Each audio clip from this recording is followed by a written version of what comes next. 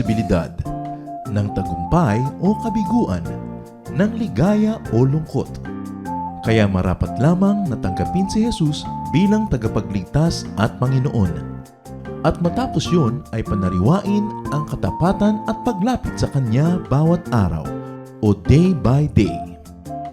Ang day by day ay naglalayong umalalay sa pang-araw-araw na pamumuhay. Narito po si Kuya Ed Lapis sa mensaheng pinamagatang Why Be Afraid?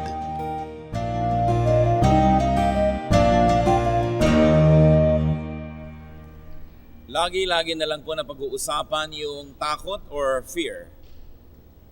It seems that people can never stop talking about fear and the church can never stop reassuring people not to fear. Fear robs and destroys and kills. In fact, fear is the work of the devil. Therefore, God's people are to address, eradicate, and minimize fear. Paano nga po ba natin haharapin, buburahin, o kung hindi man totally mabura, ay paliitin at pakontiin ang takot sa ating buhay? Yan po ang mensahe natin ngayon, pinamagatang Why Be Afraid? O bakit matatakot? Aming Diyos, nagpapasalamat kami sapagkat kami may dahilan para hindi matakot. Ipaliwanag niyo nga po sa amin lalo na at nang lalo pa naming maintindihan. Mangusap po kayo may kapangyarihan, palayain kami sa aming mga takot, palayain kami sa mga gumugulo sa aming isip. At nawa, Panginoon, kayo po ang maging tagapagsalita ngayon. Ihayag niyo po ang iyong katotohanan ng may kapangyarihan at turuan niyo kami na matanggap, unawain, at ipamuhay ang iyong katuruan. Hinihiling namin, Ama, kayo po ang maging tagapagsalita namin. Sa ngalan ni Jesus na aming Panginoon, kami po'y sumasambat na nanalig. Amen. Why be afraid? Babasahin po natin ang Mark chapter 4, 35 to 41. The day when evening came, he said to his disciples, "Let us go over to the other side."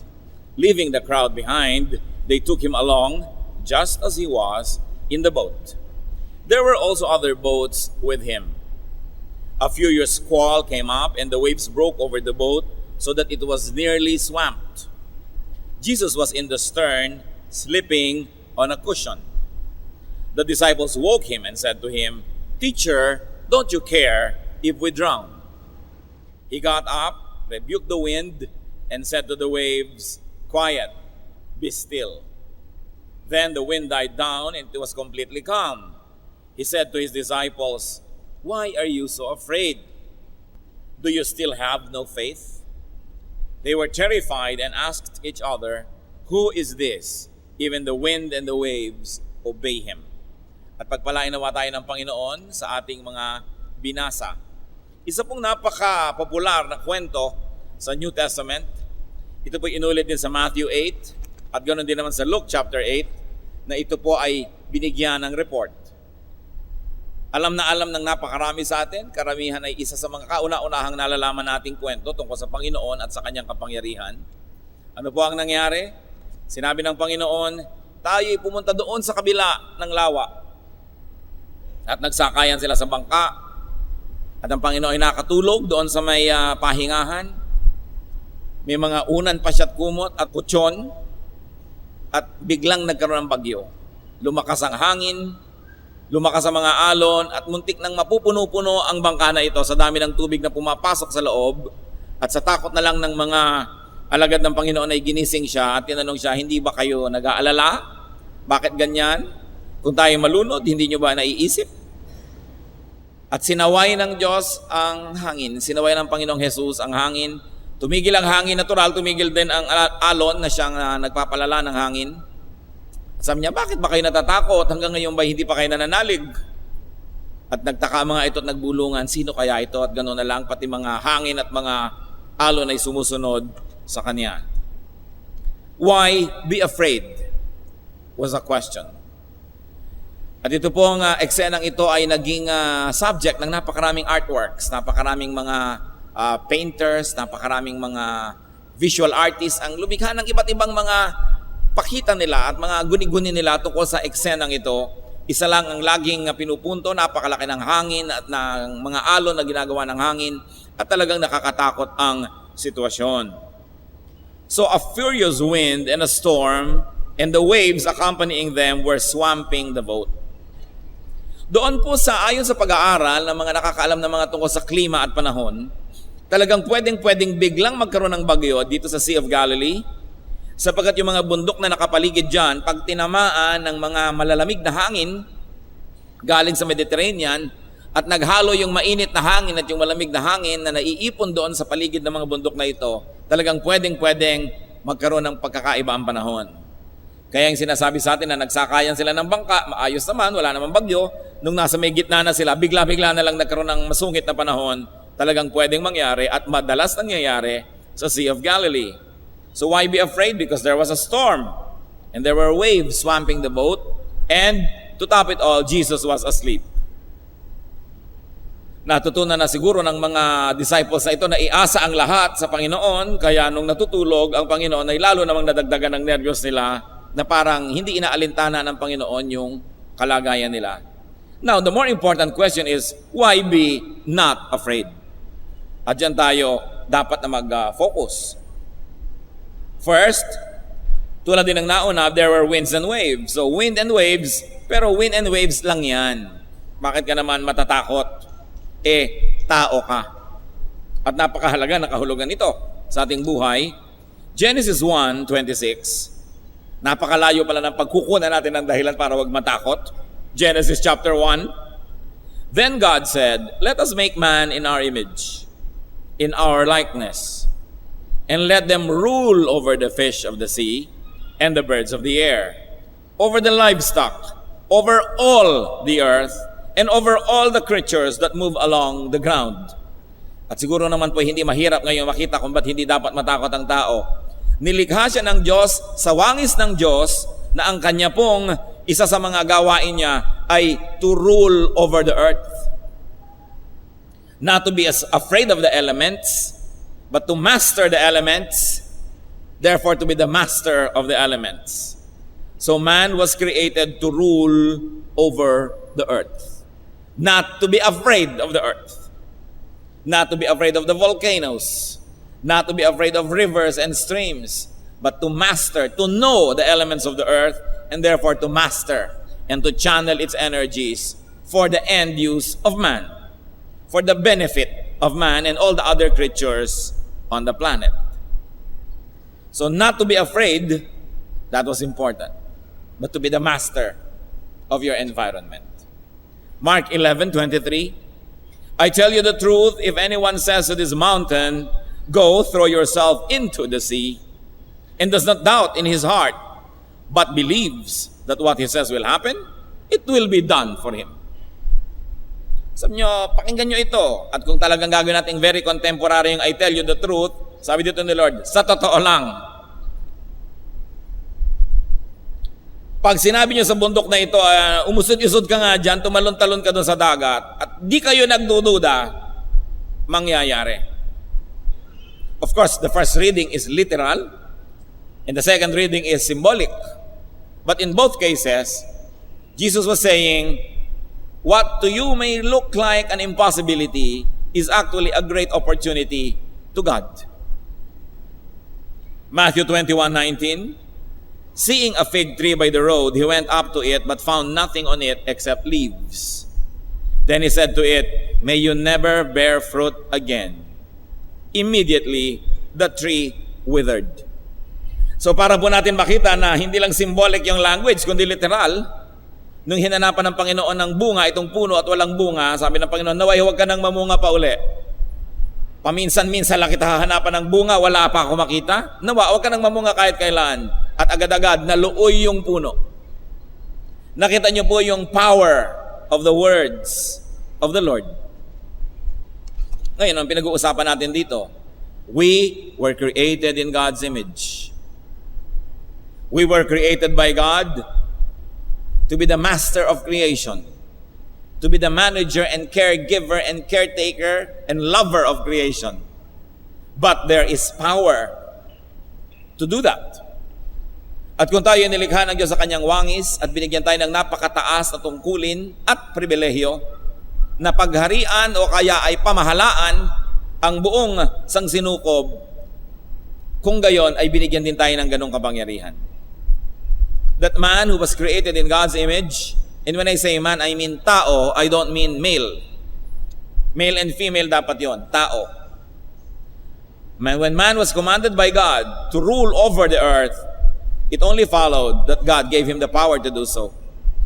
The same power that the Lord was saying, believe and it will happen. There is that image of God in you because you are not an animal, you are human. And human beings were created in God's image, made of the ground but made of the Spirit of God. And most of the time we are weak, we are afraid because we forget who we are and we never exercise our prerogatives as made and created in God's image. That there is power when we speak and believe.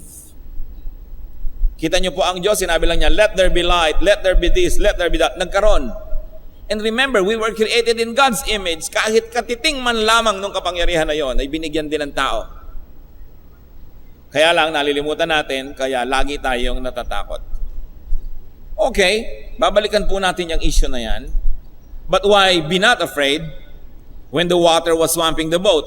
Because what goes in can go out. It's the law of nature. Meron pong pumapasok na tubig, di palabasin ang tubig. Yun lang pala ang issue eh. Pero pag natakot ka na, nasisiraan ka na ng loob, wala ka nang nagagawang tama. What we see in the Bible as always being emphasized, that situations can be reversed, especially for the good. Maaring baligtarin ang anumang sitwasyon. Yung patay binubuhay, yung may sakit pinapagaling, yung bulag binibigyan ng paningin, yung lumpo ay pinapalakad, maaaring baligtarin ng anumang kalagayan. So ang pumapasok na tubig ay pwedeng palabasin, ang lumalakas sa bagyo ay pwedeng pahinain. There is power in God and in our faith in God. Now whenever there is something that really cannot and should not be changed, then the situation can be accepted, and at the same time, the result will be that of peace. Binabago ang mga bagay na pwedeng baguhin, tinatanggap ang hindi dapat at hindi pwedeng baguhin, at ang bunga ng parehong yon ay kapayapaan sa ating buhay. Sa buhay po ni Joseph, so-called the dreamer, naganap ang dalawang yan, acceptance and reversal of a situation. Si Joseph, ipinagbili ng kanyang mga naiinggit na kapatid sa mga traders, ipinagbili naman sa Ehipto, naging slave, umasenso ng umasenso doon, napakataas ng narating na kapangyarihan sa gobyerno, at noong nasuot sa sobrang hirap ang kanyang sariling pamilya at mga kababayan, dahil mataas ang kalagayan niya sa Ehipto, ay naimbitan niya, nakupkup niya, at pinatira niya sa Ehipto. Dapat sana isang napakahirap na sitwasyon, subalit unay tinanggap niya. Kaya nagkaroon siya ng kapayapaan. At dahil sa kapayapaan na yon, nakapamuhay siya ng maayos, sa makadiyos na paraan, and he excelled in everything he did, therefore he rose to power. Then, because he rose to power, he was able to reverse the situation. Kaya nung nagpakilala siya sa kanyang mga kapatid at nakilalang siya pala yung dating inaapi-api nila na ngayon ay halos prime minister ng Ehipto, na siyang makakatulong sa kanila at may kapangyarihan din siyempre gumanti sa kanila, nahiya ang mga kapatid, naghingian ng tawad. At anong sabi ni Joseph sa kanyang mga kapatid sa Genesis 50 verse 20? You intended to harm me, but God intended it for good, to accomplish what is now being done, the saving of many lives. So ang kalagayan po nitong si Joseph, unay tinanggap niya, nagkapayapaan siya. At dahil doon, kinasihan siya ng kapangyarihan, napalitan niya at nabaligtad ang sitwasyon. Sa atin naman po, maaari nating baligtarin ang anumang sitwasyon. Kaya meron nga na pagpapala na, binabaligtad pa nila eh. Pumapangit pa ang pangyayari. May binigyan ka na ng pagkakataon na empleyado na umasenso, umabuso na agad, nabaligtad. Balik na naman siya sa wala. Pwede natin baligtarin ang anumang bagay. Lalo namang dapat nating baligtarin patungo sa mabuti, yung hindi mabuti. At may mga bagay na tinatanggap dahil nananalig tayong ang Diyos ay nasa langit at siya ay naghahari sa lahat. Hindi man natin lubos maunawaan agad dahil sa ating pagtanggap at pananalig, pumapayapa tayo. at dumadaloy ang Espiritu ng Diyos sa atin at napagpapala, at dahil doon lumalakas tayo at nagkakaroon tayo ngayon ng kakayanan na baguhin ang isang sitwasyon. Pero hindi natin yan mababago ayon sa kalooban ng Diyos kung hindi muna tayo magiging makadiyos, at hindi tayo magiging makadiyos kung hindi tayo mananalig at magkakaroon ng kapayapaan. Kaya magkakakambal po yan, yung pananalig, kapayapaan, pagsunod sa Diyos, kabanalan at kapangyarihan. Balikan natin ang kwento. Why be not afraid? Sabi natin, because what goes in can go out. At waves lang yan, tao tayo. Sa lagay natakot ka sa wave, tao ka. Image ba ng Diyos yan? No. Hiningahan ba yan ng Diyos para magkabuhay? No. Ikaw binigyan. Ba't ikaw ang takot parang baligtad? Because you do not exercise your power given by God. Why else be not afraid? The same reason why be afraid kanina, because Jesus was asleep. Yung paano magiging reason that Jesus was asleep, therefore you should be afraid. And then Jesus was asleep, therefore you should not be afraid. Well, sa mga walang pananalig, dapat ay matakot ka because Jesus was asleep. Pero sa may pananalig, ang isipin mo na lang, kung tinutulog-tulugan lang to ni Jesus, baliwala ito. Therefore, hindi ka dapat matakot. Kung si Jesus tinutulugan niya yung bagyo, bakit ka mag-aalala? If Jesus could sleep through a storm, His people can. Provided that His people believe in Him. Nakita mo na yung master mo, relax lang, bakit ka mag-aalala? Siya ang masigit na nakakaalam ng lahat. So that's the very reason why you should not be afraid. Another reason, why not? Because Jesus is, and Jesus can be involved. Pwede siyang isangkot sa mga suliranin natin. At gustong-gusto naman niyang masangkot. Yun ang pinagkaiba nun Kadalasan, ayaw natin masangkot sa problema ng iba. Pero si Jesus, gusto niyang masangkot. Jesus could be awakened. Kita nyo, hindi naman niya pinagalitan yung mga disciples dahil ginising siya. Nirebuke niya dahil kulang ang pananalig, pero hindi dahil inabala siya. Believers could and can involve God in their concerns. And that is important. Pwede nating isangkot ang Diyos sa ating mga suliranin. John 14:30, ano pong sabi ng Panginoong Jesus? You may ask me for anything in my name, and I will do it. Ask me for anything. Have you tried asking? Sabi niya, try me. Ask me for anything in my name. Meron nga lang in my name. Dapat sang-ayon sa kanyang pangalan, sa kahulugan ng kanyang pangalan, sang-ayon sa mga diwa na kinakatawan ng pangalan na yon. Pag humingi ka doon, sabi niya, I'll do it. We should never forget that God empowered and empowers man all the time. That man was created in the image of the divine, to be powerful, to do great things, yes, to move mountains. Kaya ang sabi na ni Lord sa John 14:12, I tell you the truth, anyone who has faith in me will do what I have been doing. He will do even greater things than this because I am going to the Father. Nanamnam na po ba natin ang verse na ito? Sinubukan niyo na bang sumaway ng bagyo? Hirap naman yan. Talaga nga, wala pa tayong pananalig Si Elijah, nanalangin huwag umulan, hindi umulan. At nanalangin siyang, Lord, paulanin niyo na umulan. Punong-puno tayo ng mga halimbawa sa Biblia ng mga taong pag nanalangin ang nangyayari. Ipinanalangin ng propeta na mabuhay ang namatay na bata, nabuhay. Ipinanalangin ni Peter na mabuhay si Dorcas, nabuhay. Ipinalangin ni Peter na mabuhay si Eutychus, nabuhay. Sabi ni Lord, I tell you the truth. Anyone who has faith in me will do what I have been doing. Nasubukan na po ba natin yan? Nangahas na tayong gawin ang mga ginagawa ni Jesus? Sabi niya, gawin nyo. Mas marami pa nga kayong gagawin. At mas marami pa kayong magagawa kaysa ginawa ko. Dahil ako'y pupunta sa Ama. Ano kayang kahulugan nun? Dahil wala na siya dito, so sandali lang siyang nandito, so konti lang nagawa niya. Mas mahaba tayong naritong panahon, kaya mas marami tayong pwedeng gawin. Yun kaya yun. O ang ibig sabihin pupunta ako sa Ama, kaya sa aking tulong at sa tulong pa ng Ama, sa aking mga panalangin at i-intercede para sa iyo, lalong marami kang magagawa. Dahil ikaw nga hindi nag-intercede for me, sabi ni Jesus nagawa yan. Ako mag-i-intercede sa iyo, hindi mo pa magawa. Kasi sabi niya, if you ask anything in my name, I will do it. Tapos hangin lang natakot.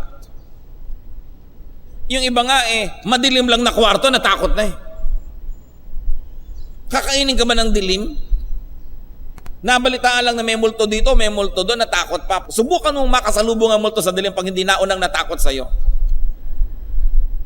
Bakit siya dapat matakot sa'yo? Kung anak ka ng Diyos, may tataka ng Espiritu ng Diyos, siya ang dapat natatakot, hindi ikaw.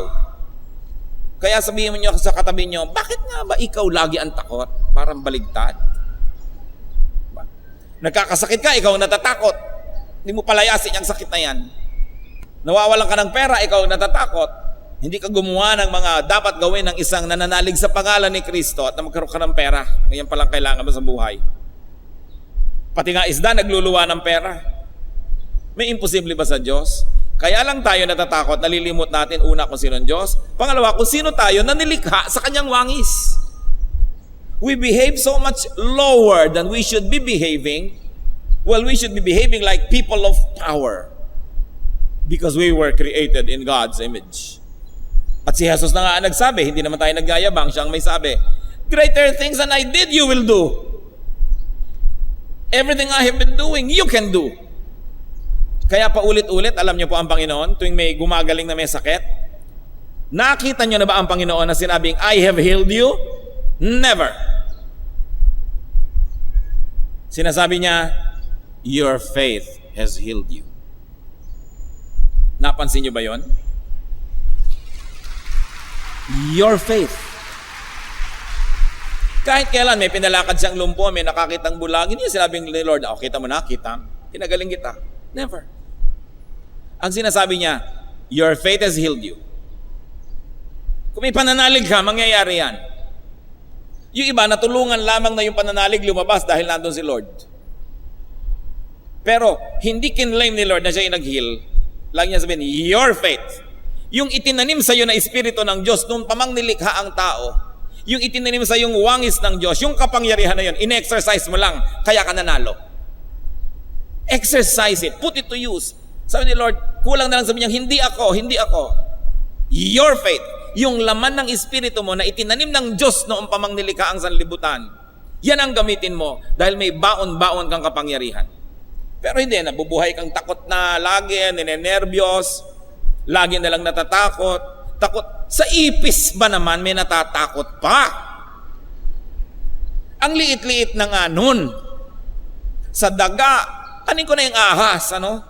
Pero kahit pa nga yun sinabi sa Genesis 3:15, tutungtungan yun nung tagapagligtas ng Kristo at madudurog ang ulo nun Takot lang lagi ng takot. Tapos sasabihin, may pananalig sa Diyos. Isang napakalaking kabaligtaran.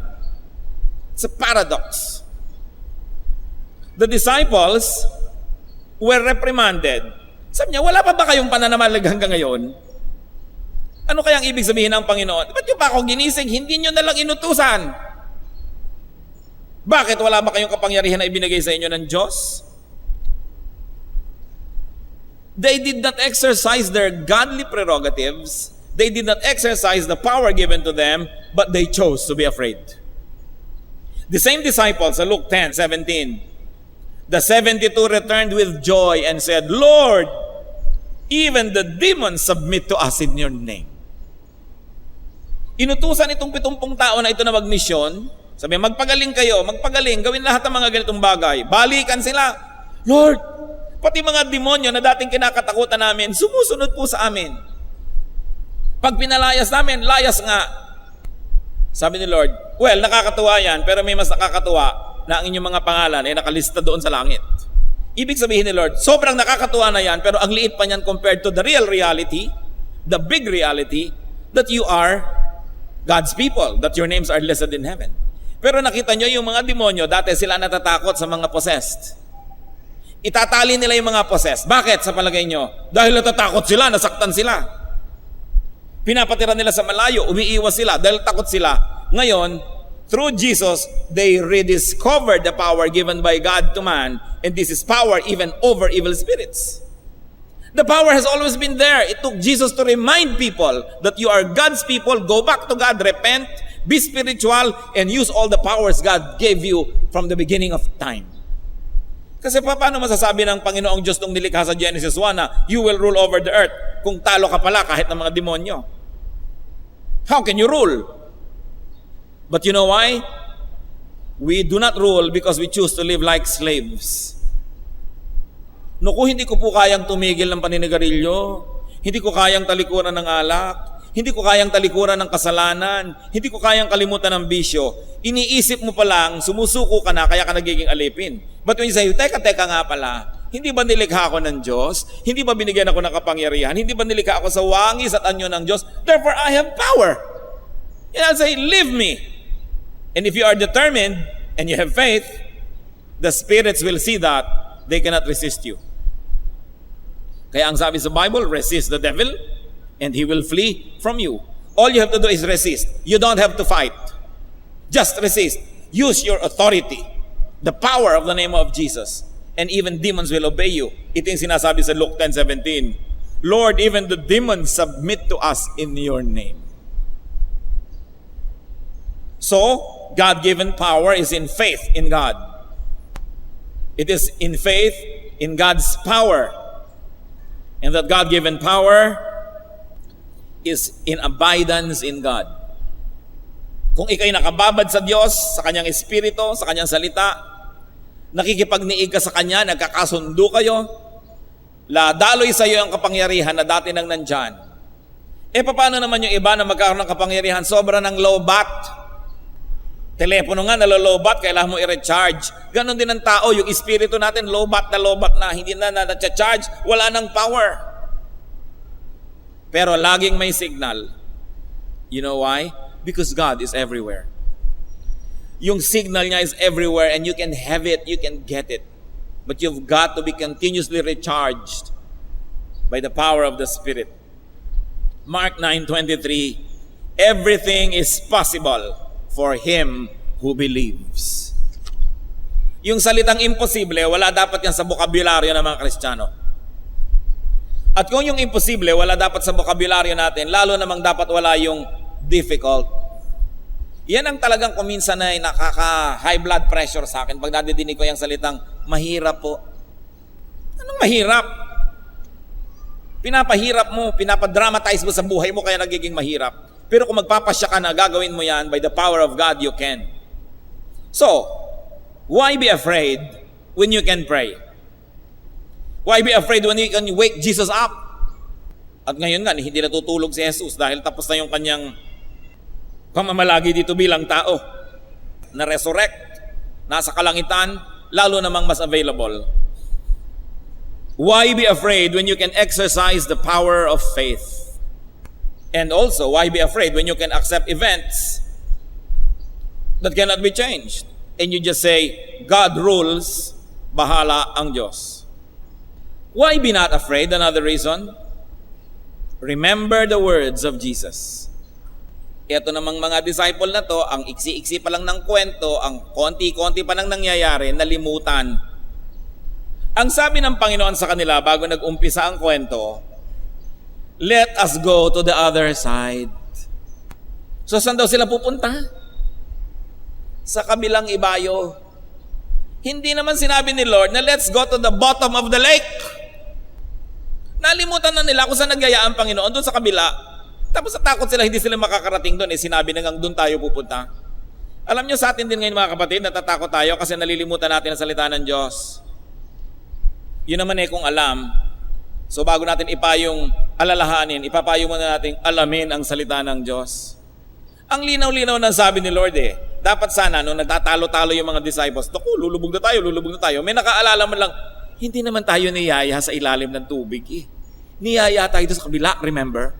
So relax. At saan ba tayo niyaya ni Lord? Sabi niya, I came that you might have life and have it to the full. So why be afraid? Why be afraid to serve God? Why be afraid to obey God? Na hindi na tayo magiging prosperous, magiging mahirap tayo. Hindi niya tayo nihaya sa kahirapan. Sabi niya, I came that you might have life and have it to the full. But the important thing is to remember the words of Jesus. To remember the words of Scripture. Actually, to remember the words of God. Nalilimutan natin ang mga pangako. Nalilimutan natin ang mga directions na ibinigay. Nalilimutan natin yung track record ng Diyos. Kaya tayo madalas matakot. People become afraid and weak. People lose hope. because they forget God's word. Sometimes, they do not know God's word. Kaya hindi lang dapat pinag-aaralan, dapat inaalala, you take notes, you remember, you memorize. Kaya sabi sa Psalm 119, verse 11, I have hidden your word in my heart, that I might not sin against you. Kaya ang sabi ni Paul, mabuhay, mamatay, ano ba problema? Kasama pa rin natin ang Diyos. Kung mabuhay ako, kasama ko ang Diyos, naglilingkod ako. Kung mamatay ako, lalo namang mabuti. Kasi mapapalitan na yung elemento ko, mas makikita ko na siya ng lalo. Kaya sabi niya, sa mabuhay at mamatay, blessing yan. Kaya sabi niya, for me to live is Christ, and to die is gain. And if you are not afraid of death, what else can scare you? That's why we must overcome fear of death. Because when the people of God die, they meet their God. So hindi dapat kinakatakutan. Bagamat siyempre, yung human nature, ayaw pa natin talagang mag-to die is gain. Gusto pa natin mag-to live is Christ. O sige. Pero kung talagang hindi na maiiwas at ayan na, tanggapin ng maluwag. Dahil mabuti rin yun. So what is the problem of many people? Fear. Fear or lack of faith in God. Actually, we can also stretch it to say lack of faith in self because we were made in God's image. Fear of lack in self as God created us, that we were given power. The people of God are people of power. Kaya kahit sa mga politika, nare-realize nila yung people power. No? At hindi lang sa politika nakikita yon, lalong-lalo sa spiritual life natin, that actually, the people of God really have power. So transcend troubles with faith and transcend troubles in power. Christian, actually, you do not need to be afraid again, ever, of anything. When we become afraid, it only means we forgot or we forget the words of God. Kaya tayo natatakot. Yan lang issue na yan ng mga multo. Sino na ba talaga ang tunay na may nakausap na multo na i-record na patunayan nga ba yan? At kung meron man, ano ngayon na magagawa sa'yo ng multo? May mga nagtatakbuhan, bakit? Nakakita po ako ng nakatayo doon. O tatagayin ka ba? Hindi naman po, may hawak na bulaklak. Ayun pala, bulaklak ang hawak. May hawak pong kandila. O di hingin mo, baka mag-brown out nang may magamit ka. At nag-amoy bulaklak po, mabuti ka't bumango. Mapapatay ka ba nun? Anong gagawin nun sa'yo? Tandaan nyo to mga kapatid, ha? Kung may multo man, halimbawa, mga espiritu yan under the economy of God. God pa rin ang God at sovereign. Even evil spirits cannot do anything to harm you without God's permission. Unless you personally use your God-given will. Yes. Hindi dapat kinakatakutan. Maliban na lang yung ibinigay sa'yo ng Diyos sa kapangyarihan, yung self-will mo na ibinigay ng Diyos, isinuko mo sa Kanya, then pwede Kanyang magulo. Kasi ikaw nagsuko. Pero kung naisuko mo niya, pwede mong bawiin. In the name of Jesus, binabawi ko na, ayoko na sa iyo, umalis ka dyan. Wala siyang magagawa. Kita nyo si Job, bago nagkaroon ng mga pagsubok, humihingi ng permiso si Satanas sa Diyos. At binigyan naman siya ng permiso dahil alam ng Diyos, in the end, mananalo yan si Job. At sabi sa Bible, ano man ang pinapayagan ng Diyos, maging mga tukso na makarating sa atin, sukat niya kasi yung tukso, sukat niya tayo, alam niya na kaya natin lagpasan. Therefore, every difficulty and every temptation is an opportunity to score and win points. Pero people lose because they decide to lose. At wala nang gagawin ng Diyos tungkol doon dahil binigyan niya tayo ng will Free will. Isa yon sa image of God na ibinigay sa atin. May free will ang tao. Kaya may nagtatanong nga daw, kung ang Diyos is everywhere, bakit may nare-rape? Kasi yung rapist, ayaw niyang i-recognize ang Diyos sa kanyang puso at isip. So gagawin niya yung gusto niyang gawin. Physically, mas powerful siya doon sa isang tao. Kaya siya nangyayari yun. May physical and natural law that comes to play. And there's a spiritual reality that comes to play. That the kingdom of God is not only the kingdom in the clouds. It's not only the kingdom far, far away, but it is the rule of God in your own heart. That is the kingdom of God. So that when you obey God in your heart, the kingdom is in you, and you obey the rules of the kingdom. Therefore, the kingdom becomes real and physical to other people. Kaya mahalaga na yung ating puso ay talagang maging kingdom of God. So we need not be afraid again. Kahit sa mga masasama ka mong espiritu, At tama yung iba, mas katakutan mo daw yung buhay kaysa patay. Kasi yung patay, wala nang free will yun eh. Yung buhay, meron. Kung bakit takot na takot ka sa bangkay, may bulak po sa ilong, o ngayon, ang lamig, o ngayon, ano alam mo, gusto mong mainit pa yan. Bakit yung lang hindi pa ma-overcome? Natatakot matulog ng walang ilaw, lumalaki tuloy yung bayarin. Pag ba naman nakapikit ka, kailangan mo pa ng liwanag? Hindi na siguro, pwede nang patayin ng ilaw. Dahil sa Diyos naman, walang dilim, maliwanag din kahit dilim. Ang mahalaga yung Diyos, nandun siya at nakakakita siya sa dilim, kaya kanyang bantayan. Pero yung nagbubukas ka pa ng ilaw, ibig sabihin parang kailangan kong tulungan ng Diyos. Kahit nga sa liwanag at sa tanghaling tapat, may nagagawang masama ang tao. Kaya alisin po natin yung mga takot na yan. Remember, claim, apply, and live God's words. Alalahanin natin kung saan tayo niyayaya ni Lord. Niyayaya niya tayo sa isang buhay na makabuluhan, isang buhay na mapayapa. At matapos man ang buhay na ito, niyayaya niya tayo sa kabilang buhay. Sabi niya, I'll go ahead and prepare a place for you. Napakaganda na ipinaghanda tayo ng Panginoon ang ating pupuntahan. Hindi ba tayo rin dapat maging excited sa pagdating ng panahon na yun kung dumating na ay makikita ko na rin ang hinanda ni Jesus. Makikita ko na rin ang mga hindi kayang makita ng matang ito. Gaano kalayo ba ang kayang abutin ng inyong mata? Kahit pa 2020 yan, hanggang saan lang? Napakarami pa nating hindi nakikita.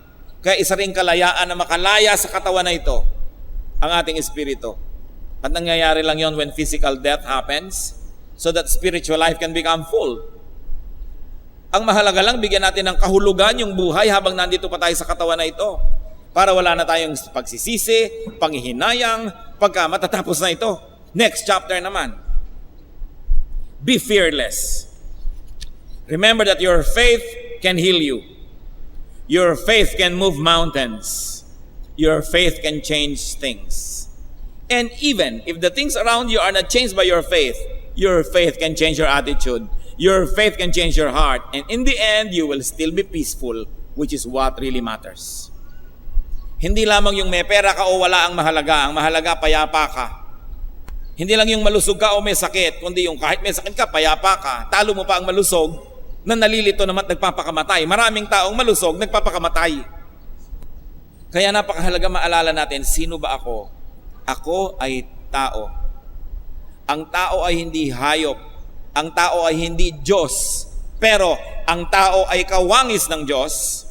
At siya ay nilikha ng Diyos sa kanyang wangis. Binigyan siya ng Espiritu ng Diyos. Binigyan siya ng kapangyarihan ng Diyos. Mga kapatid, personal journey niyo po na unawain at alamin kung anong kahulugan na kayo ay nilikha ng Diyos sa kanyang wangis. Anong mga katangian ng Diyos ang binigyan tayo kahit kapraso lang? Pero sabi naman ni Lord, kahit kapraso lang na buto ng mustasa, napapalaki yan. So ano ang ibinigay sa atin? May ibinigay sa atin kapangyarihan ng Diyos. Ba't di gamitin? Para mabuhay ka ng may dangal, hindi ka laging natatakot, sapagat ang takot nakakaalis yan ng dangal. What do you fear? Aming Diyos, kami nagpapasuri sa inyo. Ano-ano nga po ba ang tumatakot sa amin? Ano-ano ba ang nag-aalis ng aming kapayapaan? Pumapagod, gumugulo sa aming isip? Ituro mo sa amin kung ano kami at sino kami. Na kami nilikha nyo sa inyong wangis, binigyan nyo ng kapangyarihan.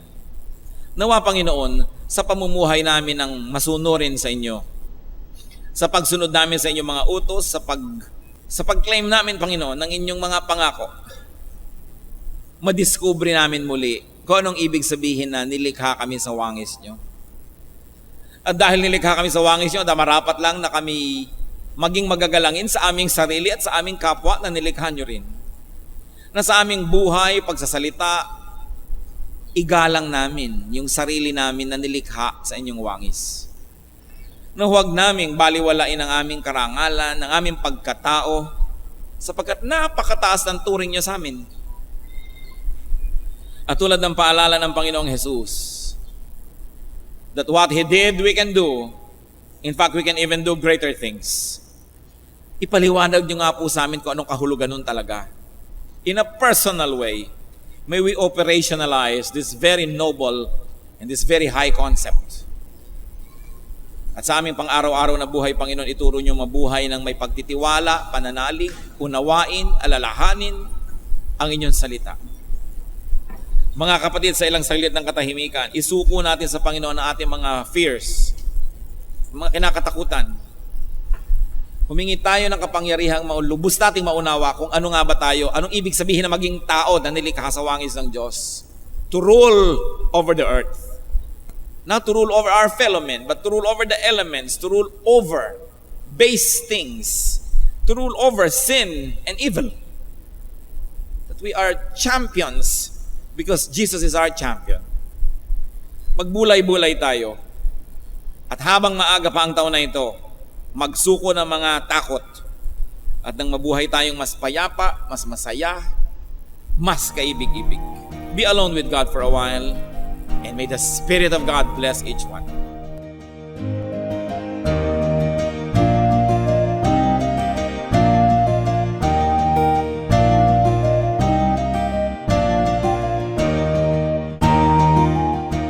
Ang katatapos pong mensahe ni Kuya Ed Lapiz ay pinamagatang Why Be Afraid?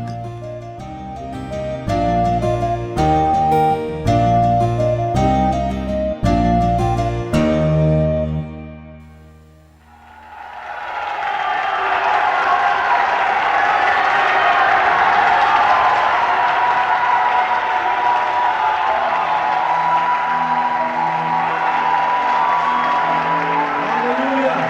Ating magayway ang kadakilaan ng Panginoon. Purihin ka, O Yahweh. Sambahin ang inyong ngalan. Sa lahat ng tao ng daigdig, ang iyong pangalan. Mabuhay ang Diyos!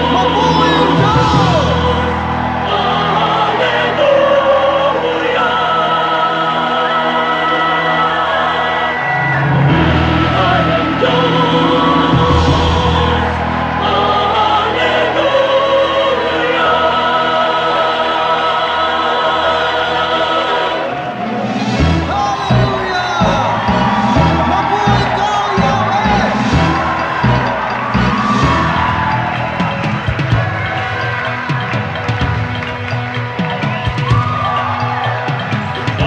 Kalima kami sa banal niyong diwa. Pag-ibig niyo'y ipagbubuti ng buong sigla. Ating ialay tumawid sa Diyos Ama. Ihayag ang ligayang nadarama. Isigaw sa lahat ng bansa. Hallelujah! Hallelujah!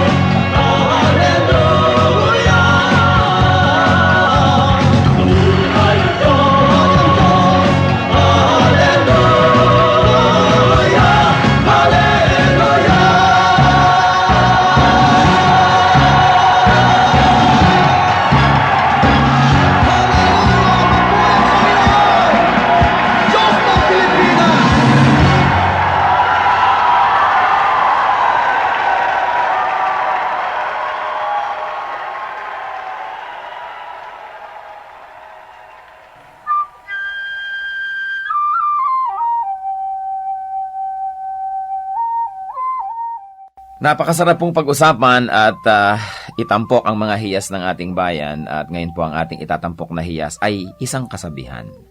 Ang mga kasabihan po ng ating bayan ay talagang tunay na hiyas sapagkat kailangan ng katalinuhan, ng damdamin na malalim at ng bukas na kaisipan upang sa pang-araw-araw na buhay ay makakita ng mga batas ng buhay, generalizations in life na maaaring mai-apply natin sa pang-araw-araw at pangkalahatang mga kalagayan natin.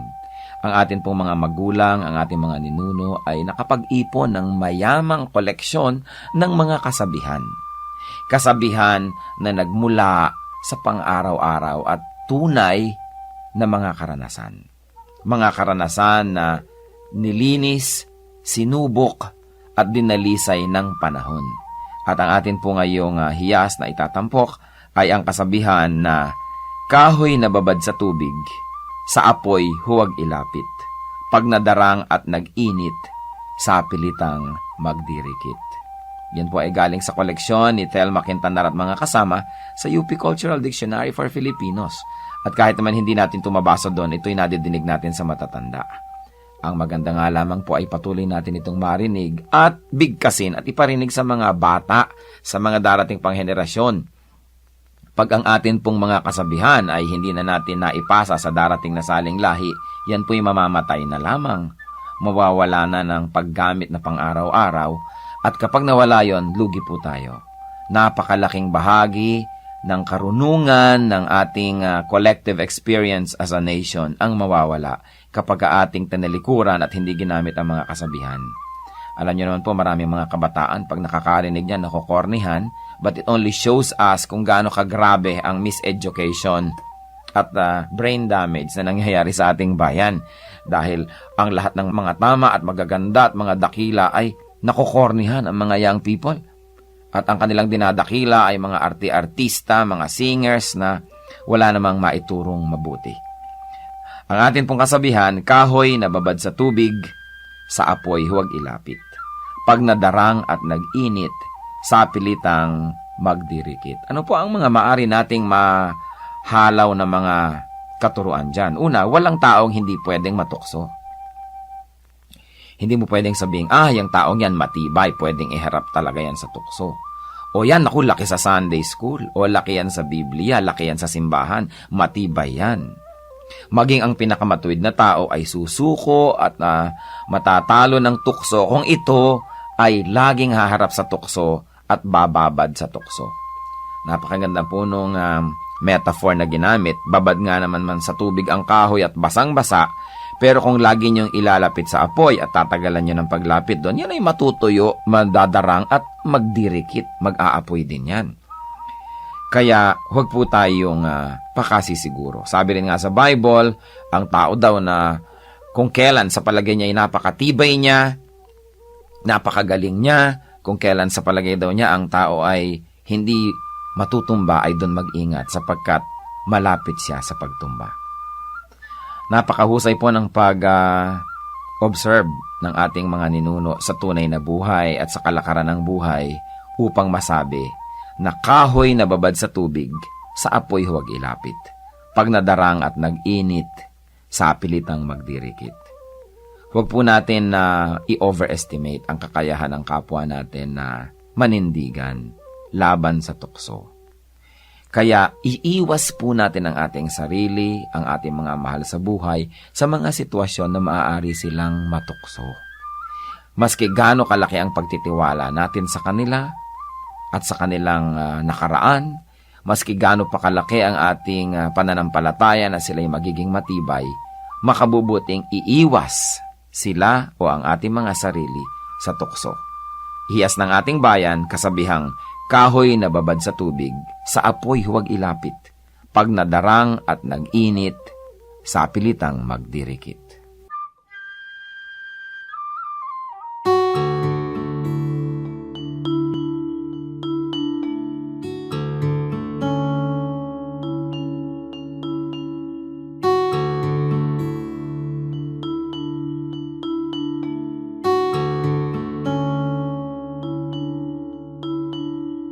Pagmamahal mo sa akin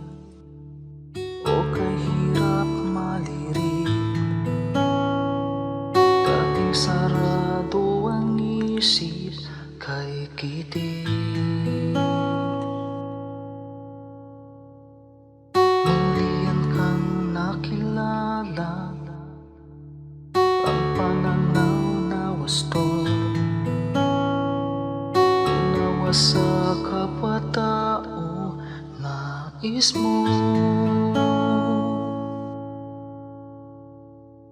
O Jesus, ang iyong pag-ibig ay hindi nagtatangi. Puso ko ay nagpupuri, tingin pagluwalhati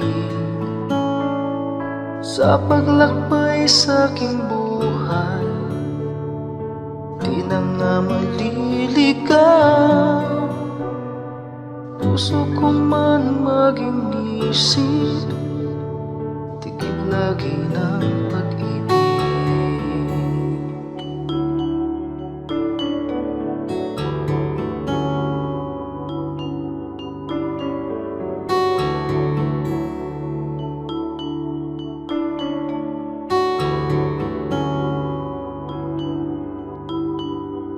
Kung ako'y magsalita man, wika ng bawat tao,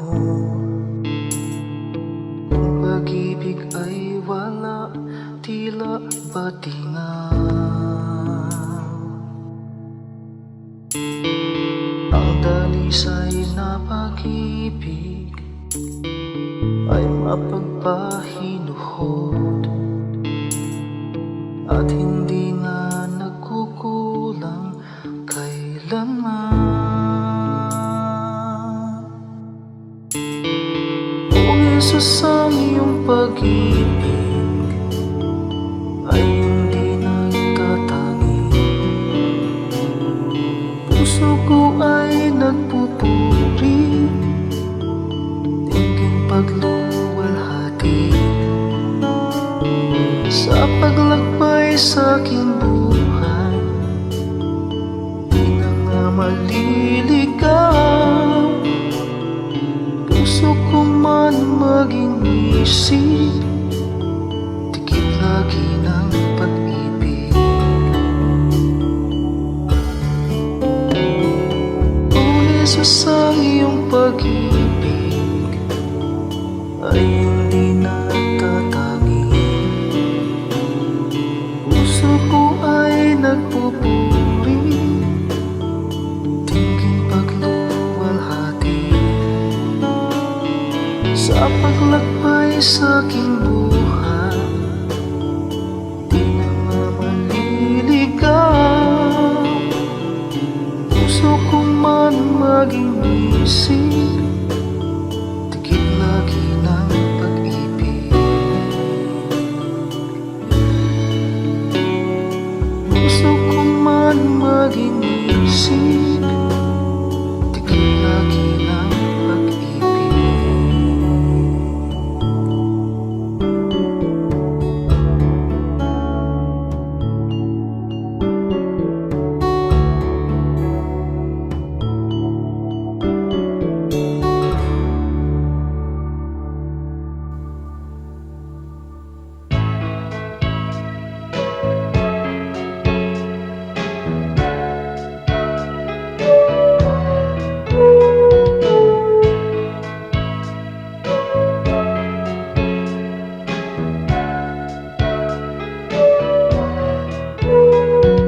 Ikaw ang aming nakikita sa kanilang mukha, kaya ang mabuting balita binabahagi sa mga dukha. Ngunit paano nilang masisilayan ang habag at pag-ibig mo kung hindi mapatutunayan sa aming patotoo? Kaya kung paano mo kami kinalingan, kung paano mo kami minahal,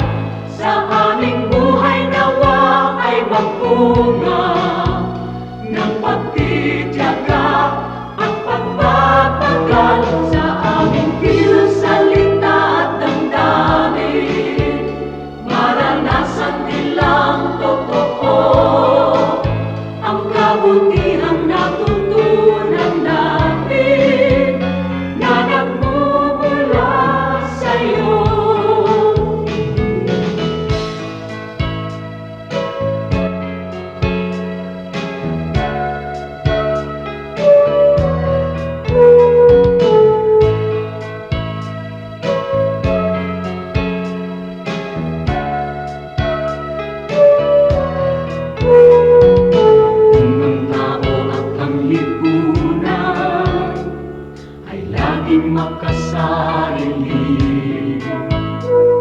Sa'yo ang bagong panuntunan, ang maglingkod at magsilbi. Ang aming pananampalataya, patuloy mong palaguin. At sa iyong dakilang biyaya, di ka namin bibiguin.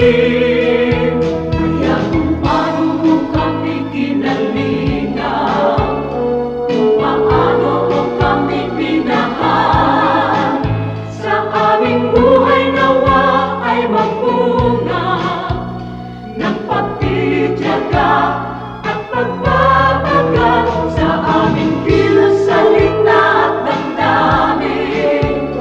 Maranasan nilang totoo ang kabutihang natutunan namin na nagmumula sa'yo.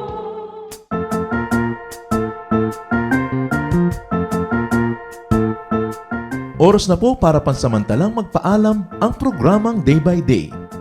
Tayo po'y magsama-sama tuwing ika-6 hanggang ika-7 ng umaga, araw-araw.